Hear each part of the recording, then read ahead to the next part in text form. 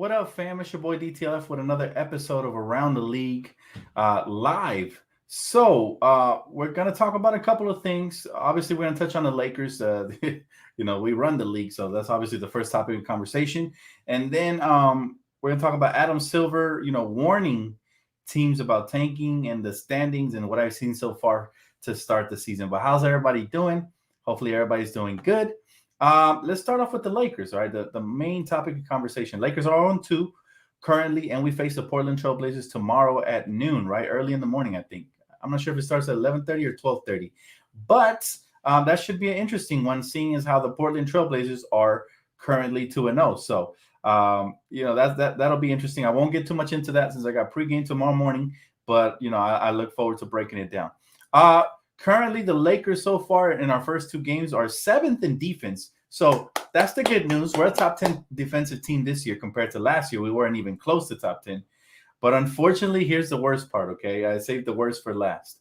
We're 30th, dead last in offense, okay? Dead last in offense. So that's tough. What's up, Laker girl? What's up, Kay? Sin City, Indo 420. So Lakers dead last in offense. What can we do to fix that? Well, obviously, they got to start by, bringing out a whole different starting lineup, because the way you start games sometimes can impact the way the whole rhythm and the flow of the game is, whether you're trailing early on or whatnot, right? But yeah, Lakers currently ranked 7th in offense. 7th in defense and 30th dead last in offense. So that's really, really bad. Now, the Lakers did bring in Mo Harkless yesterday, right? They worked out Mo Harkless and they had a little meeting with him.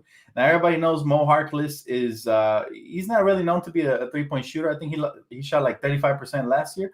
Well, we all know that those percentages tend to dip when you come on the Lakers, when you come to the Lakers. So, do the Lakers need to sign Mo Harkless? He is a defensive-minded wing. That's the good part. But the shooting, again, we are shooting a horrible percentage from beyond the arc. 19 for 85. That is trash. Okay, so Harkless not going to solve that issue.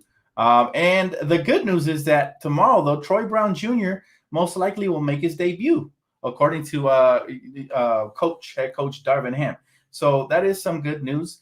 He's somebody who definitely can help space the floor a little bit and help on the defensive end with the wing side as well. So, 30th in offense is not going to cut it, guys, at all. He's a Clipper fan celebrating injuries now, too. What a shame. That's what they do, man. They're trash.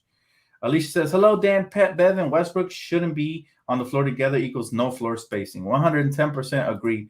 That's what I was preaching about yesterday. And the final Laker rumor I want to touch on for today is the fact that Gordon Hayward seems to think the Lakers should trade for him because he liked the recent tweet that said the best trade for the Lakers is Russ trade to the Hornets for Gordon Hayward, P.J. Washington, and Kelly Oubre. We need wing depth and shooting. Buddy Hield and Miles Turner don't fix the wing depth and the shooting. He liked that, and it's no surprise to me that everybody wants to be a Laker, even when we struggle. It shows you what a marquee franchise we are, top notch.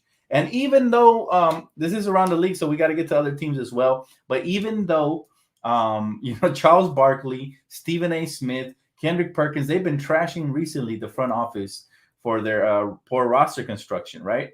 And I agree. I agree with the fact that we loaded up on too many guards. We didn't get enough wing depth and enough shooting, and we could have used an extra big man that's healthy that can, back up Anthony Davis. But I'll say this. At the end of the day, the Lakers have to do something. We cannot afford to go 0-3. I'm not going to talk too much about the Portland Trailblazers because I'll leave that for pregame tomorrow. But the fact that we're 30th in offense, there's a problem. No team that has Anthony Davis and LeBron James should ever be 30th in offense, right? That's really, really bad. So clearly we need some change, whether that be the starting lineup to start off. I'd say, come tomorrow, I want to see a change in the starting lineup, and then maybe a trade or an acquisition after that. But we'll see. I'm excited to see what Troy Brown Jr. brings to the team. Me too, Alicia. I can't wait to see it, really. Anything would be added infusion. But all right, let's get to news from around the league. All right, so Adam Silver seems to be taking serious the tanking issue, right? He said, we put teams on notice, so they're on notice now, that we're going to be paying particular attention to the issue this year. So what could happen if teams continue to tank? Mind you, I look at the standings, and I've been watching some League Pass, And the Hawks are undefeated so far, but it's early. The landscape isn't shifted yet. Boston is undefeated, 2-0. Washington, man, shout out to Kuzma, balling out my boy Kuz, undefeated. Bradley Beal hit the game winner. I saw that the end of that game. And out west, man, it's gonna be tough again, guys. All right, we got Utah Jazz 2-0. The Utah Jazz are 2-0. That's how you know the West is gonna be tough. However, again, this is an early, premature. Everybody's picking the Jazz already. As the surprise team. It's still early, okay? Even though they beat two good teams and they got some scrappy players who obviously are not going to tank. I want to be shocked if Utah makes a trade to put them in better position. Shout out to my boy Ozzy, man. Appreciate you, bro. He said Adam Silver investigating the Lakers for tanking. You're funny, bro. Now, we can't even tank this year, man, because we got a pick swap, which means even if we get the top pick, we're not landing Victor Wembanyama, right? That's going to go to the Pelicans. They're going to swap it out. But, yeah, listen. Adam Silver cracking down on taking due to, everybody wanting Victor and just nonchalantly saying, yes, we're tanking for Victor. Listen, that is a problem for the league, and I've always preached that I have the solution for it. They don't even got to pay me. I mean, pay me if you want for my idea, but listen, all I want to see is good basketball. How do you fix that? Why not incentivize teams to win and compete and build a winning culture, even when you're tanking, even when you're in a rebuild team. And that way, every game could be ultra competitive. How do you do this? The 14 teams that basically missed the postseason should get entered into a first overall pick championship tournament, where the team who wins the championship, single game elimination, 14 teams, winner takes all. Winner takes the first pick, second place gets second pick, and so on and so forth, and then everything else falls into the lottery. What do you do? Because what happens is if you're tanking early in the season, right, and this tournament comes to fruition, my golden idea comes to fruition, you develop losing habits and you have no shot at the number one pick. Whereas if you try winning and you just lose because you don't have enough talent or firepower or you're too young, at least you're trying to develop a winning culture. That way, when that tournament starts for the number one overall pick, you have a puncher's chance to win it. Anything can happen in a single game elimination, right? Anything can happen. It's not a best of 7 or nothing like that. It's not best of 2, nothing. Best of 3, nothing like that. So I think everybody would get a shot and you can build some momentum and get some role players and try to win, right? That would be the best idea for me personally. What do you guys think of that idea? I've preached it a couple of times here and on some other channels. Some people agree with it. Some disagree. People have told me, what is the incentive for veterans, to risk injury? Money, right? There should be cash reward for everybody who participates. Money is the incentive for the modern day NBA players, right? So there should be a cash bonus for whoever wins that first overall pick as well for everybody on the team. That should be the incentive. Fernando says, hey, bro, we call out Rob Pelinka for not running it back after 2020 like no team. Let's go after a chip. He said, Rob deserves to be fired, and he should give up his ring. He made this mess. Love, bro. Well, I don't think he deserves to be fired right now. However, if he has a repetition or something similar to what happened last season, then we can definitely have the conversation. But he does deserve to be on the hot seat. That's for sure.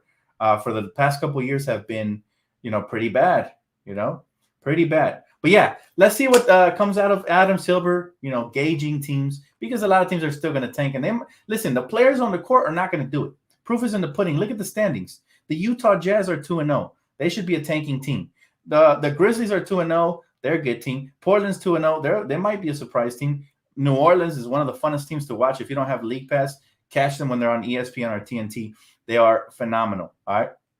So again, the Lakers are actually at the bottom of the barrel, 0-2, tied with the Houston Rockets. That's not good, but there's a lot of time left, and that's going to change. It's going to shift around. He said, Dan, do you think Victor will really play good in the NBA? Because NBA is different than where he's playing. Oh, yeah. It's almost a guarantee that if he's healthy, this guy is going to be a basketball phenom, a.k.a. the next one in line to take the torch from, the best of the best. He has all the tools. If you haven't seen him play in person, definitely check him out. He's worth watching, man. Original artist says, love that idea. Thanks, man. He said, you make a good point, Dan. Winners should be rewarded and tankers get nothing. Right? That's what I'm saying, brother. Absolutely, man. Absolutely. What's up, Kareem? I see you, bro. What's up, bro? How you doing? He said, why would players want to participate in a tournament? All non-playoff teams should just get equal chance of the first pick. they should want to participate in the tournament because they could help land a franchise changing player. And as a result, that can help you keep your job. Because what happens when teams lose consistently? There's a lot of changes. You get shipped off to different places, right? So that should be incentive in itself. And if that's not enough, there should be a cash prize for the winner and so on and so forth, right? Just for participating. So yeah, there should be incentives and it'll make basketball that much more competitive. Plus, you generate more revenue by adding extra games. It's a win-win-win. And it could work just like the play-in tournament did, right? So spread my idea, guys, and let the world hear it because I hope that it eventually sticks. If the NBA does come up with that, remember you heard it here first, right? So they should give me something, man. Should at least give me season tickets to Laker games or something. I'll be happy with that. What did Adam Silver said? Adam Silver said that he's going to be cracking down. He's going to be watching closely to see who's tanking this season. So that's what Adam Silver said this year, right? So yeah, he said go for players like Alexander 6'6" and a good shooting young guard to help LeBron, or two shooters plus a center. Man, I wish we could get Gillius Alexander. That dude is a beast. I wish, but I doubt they're trading him. Montes says, I like your idea, Dan, but it's unfair. He said, for teams that have picks from another team, like the Pelicans, who have our picks, the Rockets, who have future Nets picks, or OKC. I understand that, but teams that have picks from other teams, listen, if you're in the lottery, regardless, you get one shot to get the first pick. The other teams will, like I said, the first three picks will go to the top three winners, right? First place to the winner, obviously, first pick. Second place to the runner-up, and third place to, they should have a mini game to whoever comes up short for second place, right? Whatever. But bottom line is everybody else will still fall in the lottery, so it will work out. My idea is you're just playing for the top three picks. That's my idea. That's my idea right there. But the reason I like it is because it incentivizes teams to continue to build winning cultures, which everybody wins. The players on the team will win because they'll benefit from a winning culture. The coaching staff will win because they'll get more wins than losses on their record. The fans will win because we'll get competitive basketball plus an extra tournament, plus the excitement of finding out who gets the first overall pick. Like, I think it's fair for all parties involved, believe it or not. And it's a single game elimination. Anybody can win. Anybody can win the first pick in a single game elimination. Sure, the better teams have a better chance, but if they miss the playoffs, how good can they be? Right? How good can they be if you think about it? Ricky the Slasher says Zion is that Westbrook and Ben Simmons' dream to be. Oh my goodness, Zion has been phenomenal. The Pelicans are extremely fun to watch. Brandon Ingram is that dude. I always used to tell you guys he's going to be a top 10 to top 5 talent. Well, he's finally starting to achieve that. This dude can score in all sorts of facets, mid-range, beyond the arc. He can attack. He can get to the rim, finish with his length. He has a soft touch. He can play make. He can cross you up. He can dunk on you. He can rebound. He can play defense. I mean, he's damn near a perfect player, and I knew that when we drafted him. I knew he was going to be phenomenal. Duke products tend to be that. They tend to live up to the hype. But, man, he's really lived up to the hype. And congratulations, Pelicans. But I still do that trade because we end up with a championship and potentially more if we can capitalize. But still, Kyle Kuzma, Brandon Ingram, it's a bitter sadness as well to watch them, to watch them excel elsewhere. And I can only help but think, damn, our coaching staff really didn't put them in the best positions to succeed. But, I still love watching them. League Pass has been good to me because even though we're watching, we're suffering watching Laker basketball on off days, man, you can kind of see what a real team looks like watching other teams around the league and kind of getting ideas to how we can build. But I do want to talk about some other teams, man. The Atlanta Hawks that have really impressed me. They're 2-0, but not because of their record, because of how seamlessly DeJounte Murray has just, fit in with Trae Young and John Collins. They have a nice little trio right there. They're extremely fun to watch. If y'all haven't checked them out, highly recommended on League Pass or streams or whatever. You can check them out on. The Boston Celtics look scary. They're 2-0 as well. Their depth, I mean, they got better with Brogdon and other pieces they added.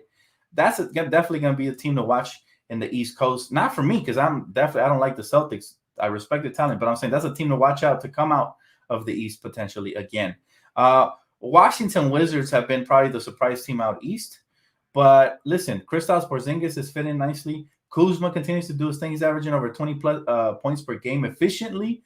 He was 4 for 8 last night from 3, so he's shooting 50%. It really hurts to watch because I knew he was capable of that. But hey, that's neither here or there, man. The Wizards are actually a fun, exciting team with a mixture of veterans and youth. Milwaukee Bucks, we know what they can do. Nobody's surprised there. Brooklyn is 1-1, and the Knicks are 1-1. So the East is going to be fun to watch. Let's see what Toronto does. The Detroit Pistons. I listen. That Jaden Ivey kid, one of my favorite young players in the league. And Paolo Banchero is everything that was advertised so far. He has been everything and more. So I'm very excited to see him. I mean, Rookie of the Year race is going to be intriguing. Who do you guys have winning that Rookie of the Year this season? Question for y'all. By the way, the Jazz have been the surprise so far early on, 2-0 versus good teams. Man. And you know what it is? They got a bunch of dogs on their team. They got a bunch of players that, listen, Jordan Clarkson can go off for 30 on any given night. So could Mike Conley. So could, they got so many players that can do. Malik Beasley, guys that can go off on any given night. Colin Sexton, Lauri Markkanen. Like, listen, they're supposed to be tanking, but the players didn't get the memo because players always want to win. They're not trying to get replaced. They're not trying to build a losing culture, which is why, again, my play-in tournament idea would be so dope because you can still win. And if you don't have enough talent at the end of the year, you get entered into an equal opportunity tournament, right? And I still think the best seed that almost made the playoffs should face off against the worst seed and so on and so forth. Like there should be, because you tried, you get a better chance to advance in the tournament as well. So he said, Banchero is the truth, man. I've been having a blast watching the NBA.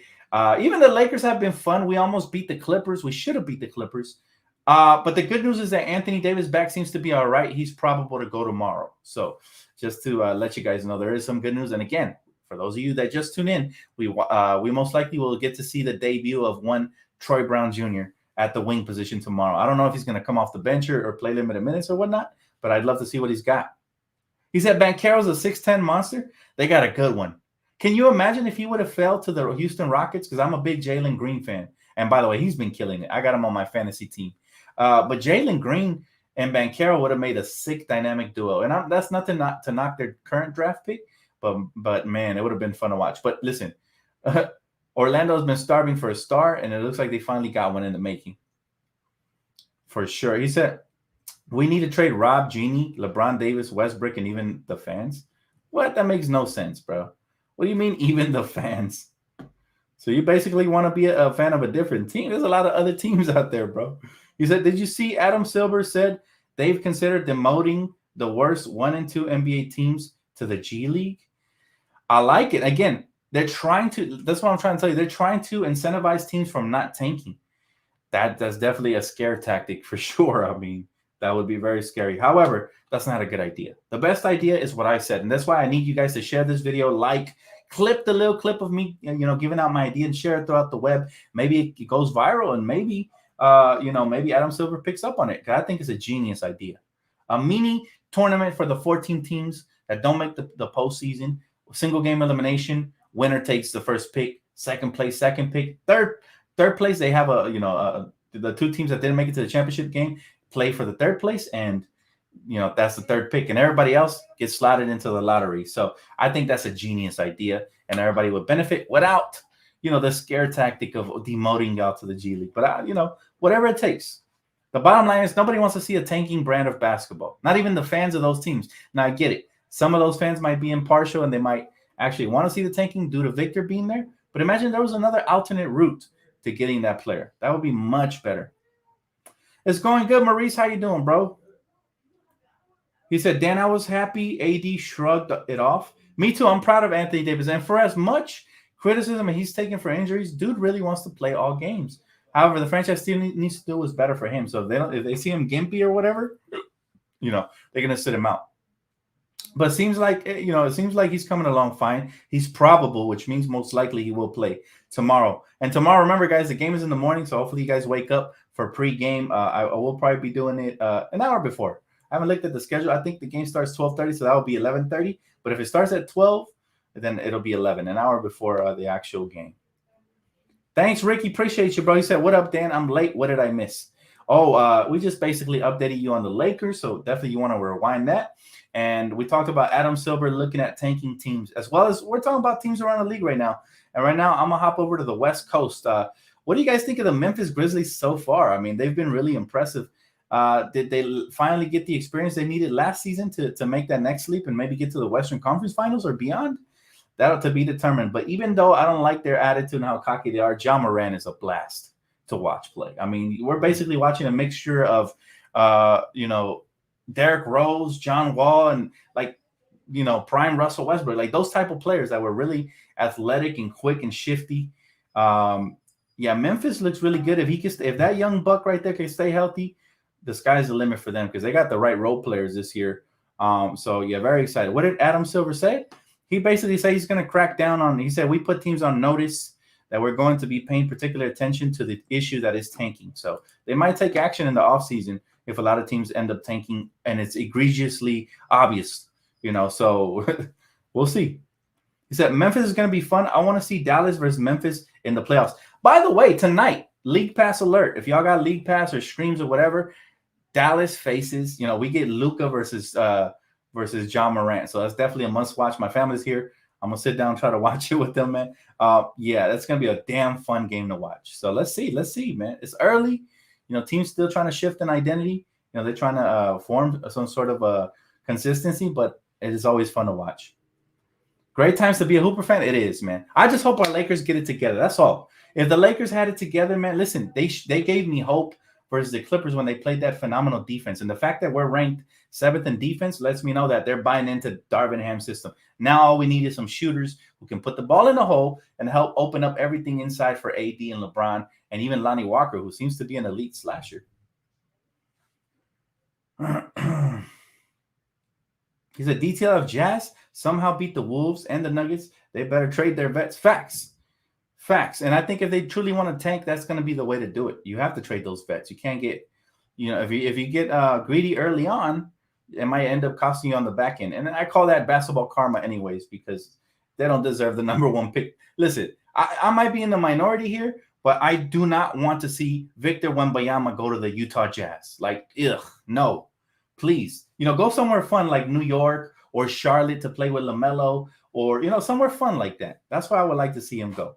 But please don't put him in Utah. Please. That would not be fun to watch. And those fans, no, please. Hey, Mama Mentality, appreciate you, bro. Thanks for a super chat. He said, gotta get this off my chest, bro. Not a fan of Wenyan. He said, never understood why some fans are intrigued. Maybe I didn't see the game that got him contracted. He said, I'd rather have Boogie, bigger, stronger, more defense, and an offensive weapon. Well, you're talking to the right guy, brother, and thanks so much for super chat. I am a big fan of Wenyan because he plays extremely hard, man. He wears his heart on his sleeve. He crashes the glass, he blocks shots, and he finishes really, really strong in the paint. And he has the potential to space the floor a little bit from time to time. So, you know, he hasn't got a lot of opportunity. I thought it would have been perfect to throw him out there versus the Flippers the other night, but he hasn't got the opportunity. But I actually do like him, and it would hurt me to see him get cut, even though I do like DeMarcus and some other pieces in the market. But yeah, I like Wenyan. I might, again, I'm not sure if I'm alone in here, but him and Stanley Johnson were great last year, and he killed it. He absolutely killed it preseason as well. So I'm a little surprised he hasn't gotten a lot of PT. He said, now the shooters we have abnormally low 3-point percentage, but we don't have cap space to sign good shooters. Pelinka just hoped they'd magically shoot better. Nah, man, he went for too many guards this offseason. He should have went for some more wing depth and shooting. So I do agree that the criticism is fair. As long as the Lakers don't perform, there's going to be criticism. And that's what comes with being, you know, associated with the Lakers, period. Whether you're the owner, the GM, the player, basketball ops, the coach, the player, even Russ. A lot of people are, you know, they're feeling bad for Russ and, oh, poor Russ. You know, the Lakers and their fans have taken away the joy for him to love basketball. What about our joy? What about the fan joy? We got to sit here through 0 for 11 and listen to the apologists, you know, baby this man. A grown man who makes $47 million, grown-ass man, making $47 million, who's a Hall of Famer and accomplished, but he doesn't need to be held to that standard? Okay. Listen, this era, man, is really, really soft. I'll tell you this, man.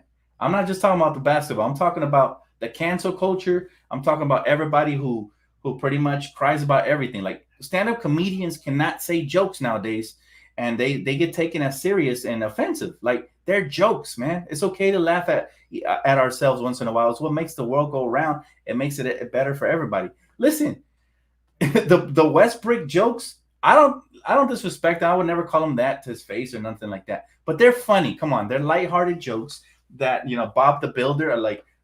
I saw a meme that said Brody the Builder. I had to share it. It's hilarious, man. And it doesn't mean that I wish him the worst. I mean, I obviously want him to play good, but when has it become such a crime to say jokes and have a good time, especially laughing through the pain? We're losing. We're 0-2. Do you want us to sit here and be miserable? No, we got to laugh through the pain and look for, funny things. But bottom line is this, man. Everybody's saying, oh, we shouldn't criticize this or criticize that. We're fans. We pay top dollar to watch our team, period. We have the right to criticize. This is what makes us fans. Since when does you suck become so offensive? Isn't that what you're supposed to do when you go to opposing arenas? Now, if you're stinking it up for your hometown, then guess what's going to happen? The fans are going to turn on you. That's your own fault, because you should let your play do the talking instead of saying, "Oh, my back got stiff," and "Oh, because I came off the bench." That's only going to make the fans despise you more. And so since when did we get this off that now even the media, even NBA players are chiming in talking about, I stand with Russ. I saw Juan Toscano, and I love Juan. I think he's been a good teammate. I saw Juan Toscano wearing a Russell Westbrook jersey, and people were making a big deal out of him saving Russ. All they were doing is asking him regular ass questions. What does he need to be saved about? Right? You know how many millions of people would kill to have his job? Right? I would give my right arm to be in the NBA, making 47 million. A couple of questions a night when I struggle isn't going to kill me. Matter of fact, when my team struggles, I still show my face, and I don't get paid 47 million, right? But I still show my face, and I talk back to the haters. It's okay to have thick skin, right? This is why they pay you the big bucks, Russ. It comes with the territory. The criticism and the praise, it's the same thing. It just comes from two different sides. You play good, you're going to get the praise. You play like crap, you're going to get the criticism. It comes with the job. That's the bottom line. And I'm sick and tired of everybody saying, oh, everybody's so mean and evil with Westbrook, and oh, everybody's such a dirtbag. No, we're just critiquing him because he's not playing to his standards to where he's supposed to be playing, right? And part of that is not on him. Part of that is on the coaching staff and on the front office. Front office for not trading him if this isn't a good fit, and they're getting their slice of the blame now in the media. So it is what it is. And part of that will be on the coaching staff if they didn't utilize him properly. So at the end of the day, it's okay to critique even your favorite players.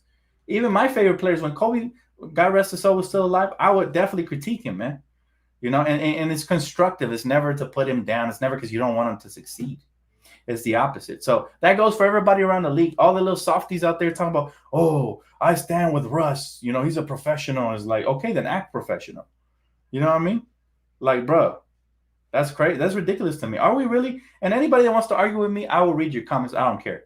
But are we really that soft that we can't even constructively criticize our own players or an opponent's players? Like, that's ridiculous. He said, I would take Conley over Westbrook right now. Oh, for sure. For the floor spacing and all that, and for the fit, yes, of course. He said, it's also the accountability that kills him as well, unfortunately. Thank you. Laker girl, you're absolutely right. When a player isn't accountable and they're like, he's taking accountability, how? They asked him what he thought of his game, the previous game, and he said he thought it was solid, that he gave effort, and that's all you can ask for.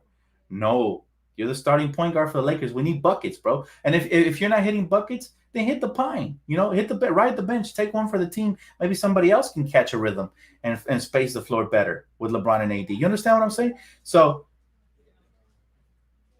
and the turnovers weren't good either. The defense was good. I gave him props for that. But that's not good enough. For 47 mil, you got to be held to a much higher standard, especially if you're going to be a starting point guard. Now, if he comes off the bench, then I ain't really mad at it, because now it's the starter's responsibility to pick it up, whether that's Kendrick Nunn that starts in his place or Lonnie Walker. But again, at the end of the day, guys, we got to stop being soft, man. It's okay to criticize players. I'm not sitting here and telling you that Westbrook is a trash-ass bum and should never play in the NBA, and I hope he loses his job. Now, that is toxic, right? But when fans call me toxic for saying he had a bad game and I prefer him to come off the bench and he needs to fix his attitude and all that, that's constructive criticism, right? So you see the difference? There's a big difference, man. Big difference.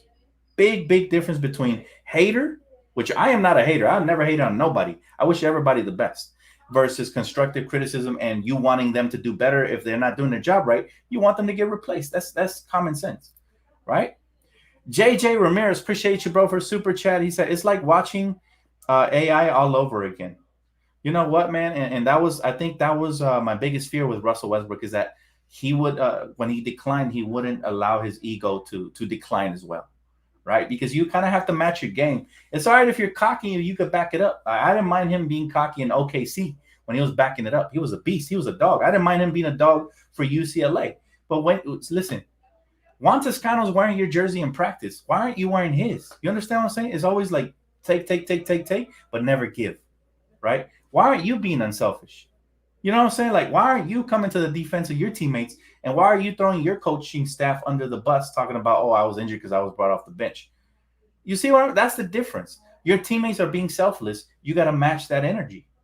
You know, instead of complaining, I saw him go to the sideline when Coach Darvingham took him out in the fourth quarter. And he was talking and he was moping and he was upset about it. Right? So that's my point. You want Laker fans to just turn a blind eye and just say, "Oh, he did okay. He did good on defense." You want the media to say, "Oh, well, Russ is a Hall of Famer. Everybody should respect him and bow down, even if he goes 0 for 11." You want all this stuff that's just not realistic, but yeah, you don't want to be a team player. You see what I mean? It goes both ways. If this man was wearing Juan Toscano's jersey as well, I applaud him. I'm like, okay, maybe Russ is buying into this whole team thing, right? But all we hear is Juan Toscano wearing Russell Westbrook jersey. We know Juan Toscano's a good teammate. That's why he was beloved over there in Golden State. You know what I'm saying? So it really matters, guys. It goes both ways always. And that's all I'm trying to say. I've seen a lot of apologists out there on Twitter world. I've seen them on social media. I've seen NBA players come to Russell Westbrook's defense. I've seen a lot of stuff. But we're not the bad guys here. Laker fans are passionate. We love our team. All right? And we want what's best for them. That's it. That's the bottom line. That's all I wanted to say about that. Mahomes Elite says Dtlf. So now some people are backing up Westbrook for his defense when he went 0 for 11. Freaking Westbrook, dude. Oh, and I gave him credit for that. It's not like I said he was all around trash. His defense was really good, which surprised me because I was like, okay, maybe Darvingham is tapping into something. But he's still the offense. Listen, if I'm 0 for 5, I'm not shooting no more. Or either that, or I'm going to make sure I finish and attack the rim and dunk the basketball, or dish, drive down the lane and dish it to somebody who's wide open to knock down shots, right? But listen, this is why I'm here for. I'm here to tell you guys the truth. I'm not here to suck up to nobody. I'm not here to make friends with these NBA players. If they hate me for saying the truth, so be it. But I'm a fan first, and I wear my heart on my sleeve too, and I'm going to speak my mind. I think this is why a lot of people can relate to this channel. He said, Dan, sorry if you already answered, but would you take Kyrie next year? Absolutely, man. Absolutely. Although I'll say this, man. It depends on his body language and if he plays a lot of games this season. Because if he's going to bring that same attitude over there from Brooklyn here, I'll pass on that. And that's a hard pass because I'm a big Kyrie fan. I mean, you see the hoodie, right? I'm a big Kyrie fan. I love his shoes, his gear, all that, and his game especially. But, I'm really traumatized with this whole Russell Westbrook situation. Like, really, the Lakers are being scapegoated for Russell Westbrook's poor play. I've heard all kinds of insanely egregious takes about, oh, it's horrendous what the fans are doing. Like Reggie Miller, he's annoying in general. But he said a comment that really rubbed me the wrong way. Russell Westbrook shot, and the fan base obviously gasped because they knew he was going to miss it. And then Reggie was like, oh, I don't know how he can play in this environment. Like, really, bro? Like, really? If you can't play in LA, then you're not primetime. That's the bottom line. That's the bottom line. And Reggie Miller was definitely not primetime because he definitely wouldn't have been Laker material if he thinks that soft. Like, fans gasping because you're 0 for 11 should never be a toxic environment. That is obvious, man. It's like the New York Knicks. They're really, really harsh on their players, but they're passionate. I don't never question their passion and say they're horrible fans. You know what I mean? They're passionate fans too. If they gasp, it's for a reason. Maybe Reggie Miller doesn't watch 82 games a season like the fans do, right? Maybe he doesn't have to be put through the torture. That's why his perspective is different, right? When he sees Russell Westbrook breaking shots, it's just another game to him. He's just covering the games on TNT. Oh, he's a Hall of Famer. He deserves more respect. Watch his body language. Watch the way he reacts after the games, and then watch him brick a bunch of games, and then come talk to me, Reggie. you know. So that's my problem. I guess I'm probably just an old head. You know, I'm used to people speaking their mind. If I play like crap, my friends will tell me in the park to my face. They'll be like, "Bro, you're trash right now. Like, pick it up," and that'll actually fire me up and get me to play better. You know, or they'll be like, "My back hurts from carrying the team." I'll do the same. I'll talk trash to my own teammates and tell them, "Come on, man, what's going on?" You know, maybe this is just a different era. I'm not accustomed to it. I never will be though. You know, where everybody's an apologist and Russ is. We got a baby, the baby.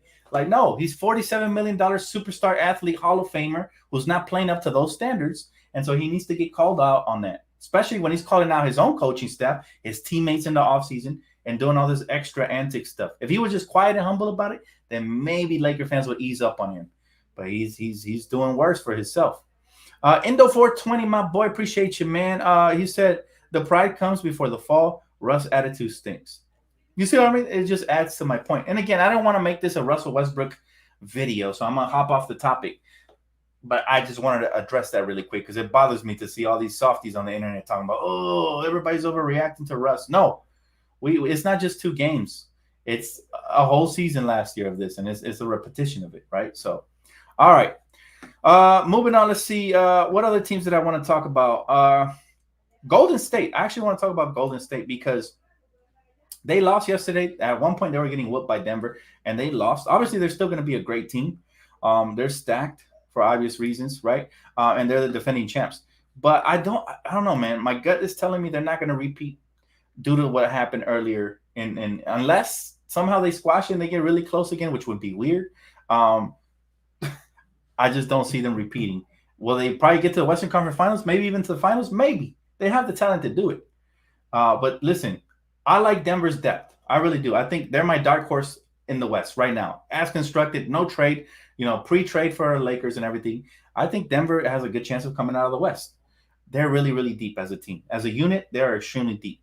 And they have the experience, right? They've been in the playoffs year after year. Jokic is their leader, and he's an elite one. KCP, that addition is quietly one of the better ones. I mean, dude is a sniper and he plays defense as well. Aaron Gordon doesn't always play up to par, but when he shows up, watch out. And then Jamal Murray, we forget that he's healthy again. So they're a very dangerous team, and that would be the team that I would say to watch out as my dark horse coming out of the West. Out East, my dark horse, I don't think I've picked one yet. If I had to pick one right now, and it's still very, very early, if I had to pick a dark horse to come out of the East, it would probably be Boston again, but I still think Milwaukee has everything. If they're healthy, they have it all.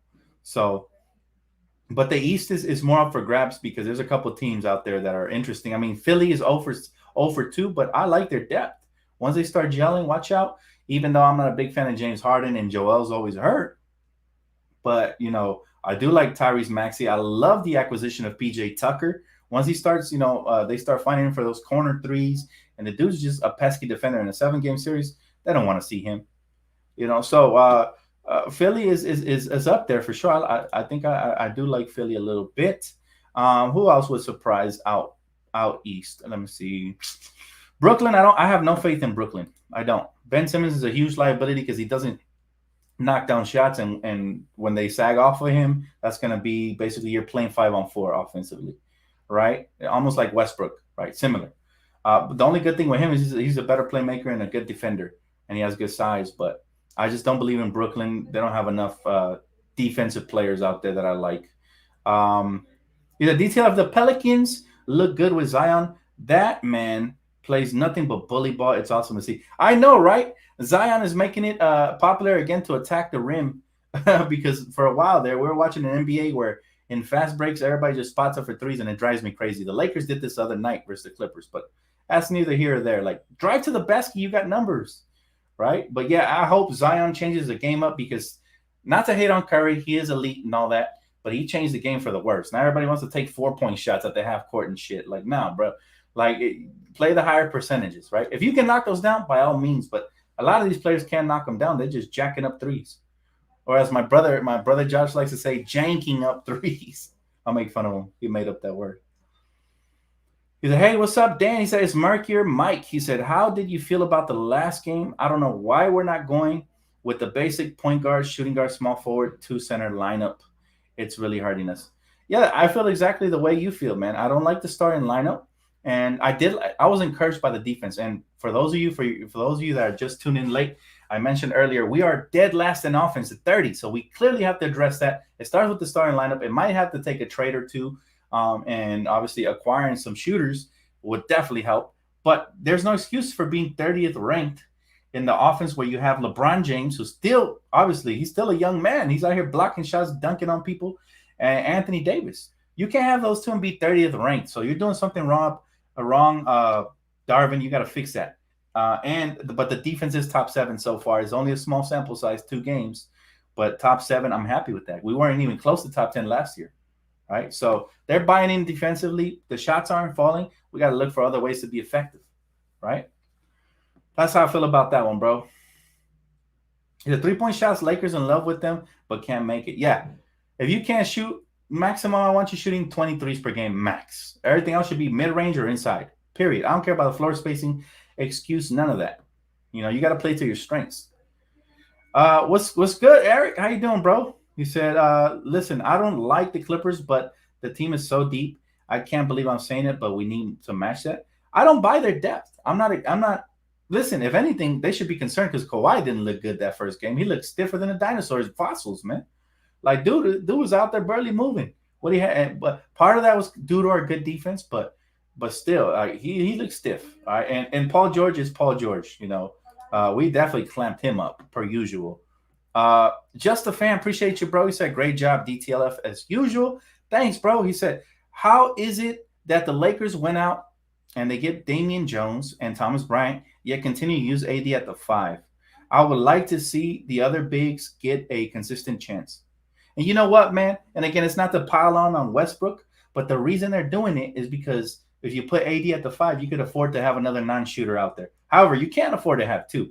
So Patrick Beverly and him, they keep stinking it up together. I hope they don't bring that backcourt to the Portland Trailblazer game because we're going to be in trouble. But thanks so much for the super chat, bro. I agree. I want to see more bigs, but I think in order for that to happen, we might have to either trade Westbrook or bench him so that we can start 2 traditional bigs. Because I think the reason they're starting AD at the 5 is to be able to, to space the floor a little bit better for Russ to be able to drive, which is all he does, right? So that's the reason I think they're doing this. But see, I've always said it. If he's not your superstar main player, I hate an offense predicated around a role player. So that's all he is at this point. You're 0 for 11. You're a role player, bro, and not a good one at that.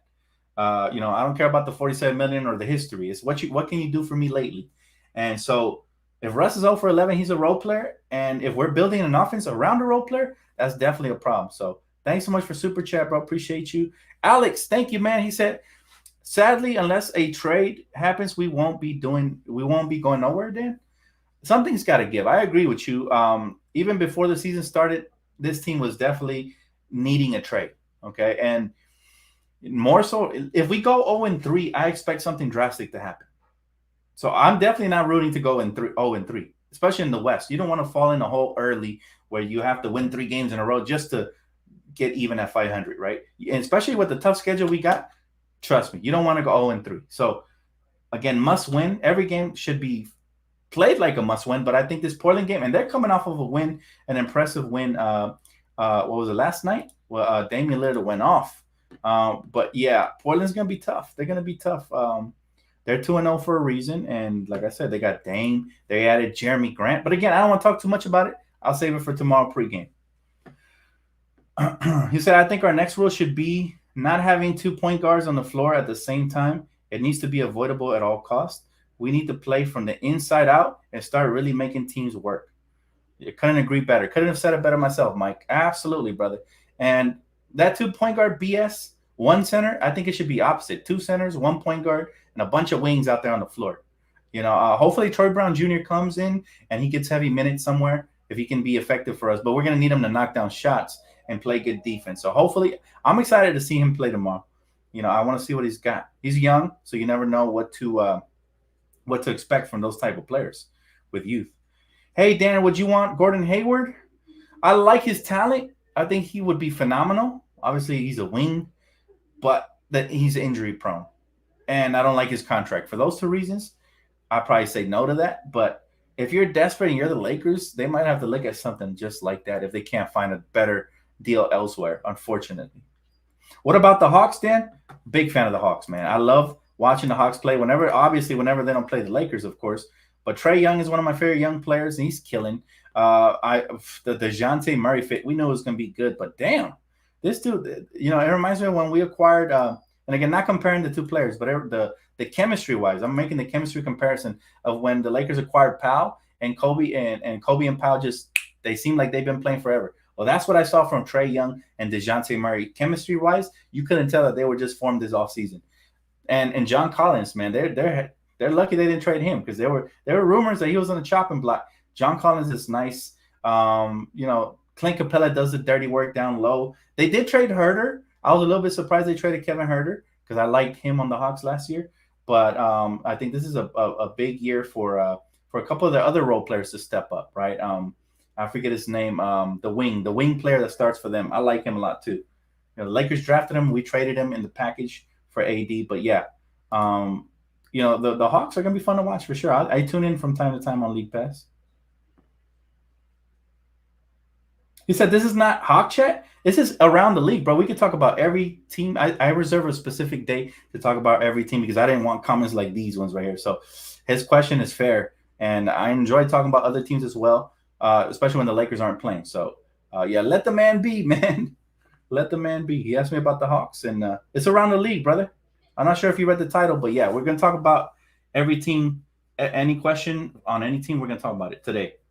This is in pregame or Laker postgame, so we're gonna definitely talk about other teams. The Lakers need offense and spread the flood and opens lanes for the King James and guards to drive to the basket. Exactly. But it's still not good to have AD there, because look, he gets hurt down low, man. I'd rather him play the four and more of a floor spacing four who attacks from time to time. He said, thoughts on Ja's monster game? I'm not surprised, JW. Look, man, Ja Morant is the truth. I almost bought his jersey till it said some crazy shit about my Lakers. But Ja Morant is the truth, and I enjoy watching him play. I don't enjoy all the little side stuff, but hey, it's the modern day, man. Everybody is doing the gritty and all that. So I guess I just got to get with the program. But Ja Morant is he's a dog. He is Derrick Rose reincarnated. He is John Wall out of Kentucky. He is all of those players and then some. So the sky's the limit for them. And I remember when the Lakers, before we traded for Anthony Davis, I remember we're in the lottery and we needed to be top 4 or top 5 to keep our pick. And I remember when we made it past the 5th pick, I got so excited because of Ja Morant. I was like, if we get the 1st or 2nd pick, I was like, it'll be good, because you either get Ja Morant or Zion.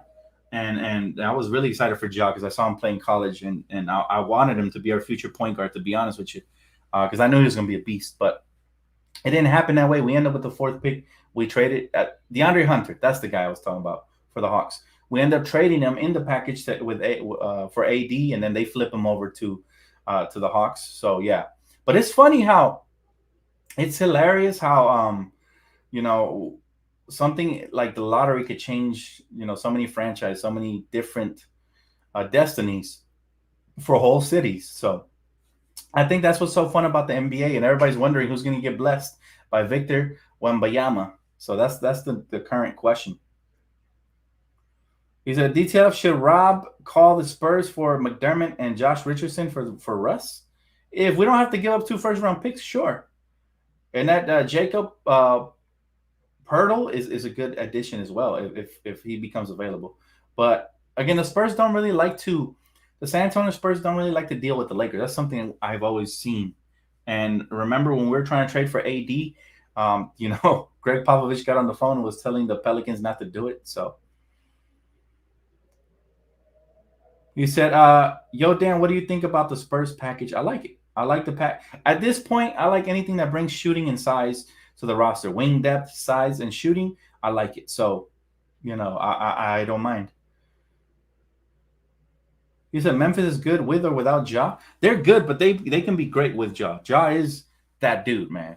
He's 49 points in the 2nd game of the season, and he's only getting started. So if he stays healthy, he's a blast to watch. And I can't wait. I'm gonna tune in tonight to watch Memphis versus the Dallas Mavericks. That's gonna be a heck of a game. So hopefully you guys get to catch it as well.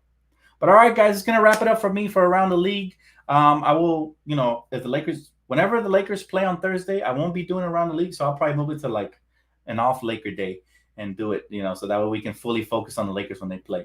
But if the Lakers don't play this Thursday, which I haven't checked that far along in the schedule, I will do it. It will go back to Thursday. So hopefully you guys enjoyed. Please make sure to smack that like button because it truly helps the channel out. And thanks for everybody for participating on the super chats, the likes.